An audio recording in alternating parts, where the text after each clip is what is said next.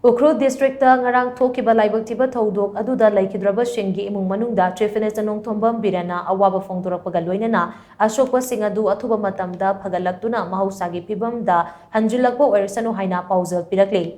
Home Department Thoudokpa Charolamada Chief Minister Nongthombam Biren hai Ukhrul District Headquarters Thokhiba Laibak Thiba Thoudok amada micham ani amasung MR personnel ama puna miyoi ahum Leikhidraba. Ukhrul District Administration, Ukhrul District Police amasung Security Force na phivam madulakshinaba paikhatpa yaba khongthang khudingmak paikhatli. Local MLA gi matenga loinana administration na soklaba mi sing amasung makhoi gi imung manung gi miyoi sing yengshinbagi thabak chathari. Leikhidraba singi imung manung amasung ashokpa singda phivam thokpa ex gratia amasung selgi mateng pigani. Kudong tiba mayong nariba imung singi kudaki oiba mathau taba singidama selgi mateng stela ngang na release taunaba su order thokre sanfam singasi yan thokpagi thabak su hore soklaba pumna mag Imphal amasung Ukhrulda ningthina laying naba government na mateng pangli stela ngang na sigumba thaudoga se tungda thoktana ba amade tangdu laitana mahousagi phivam da hanjina ba honare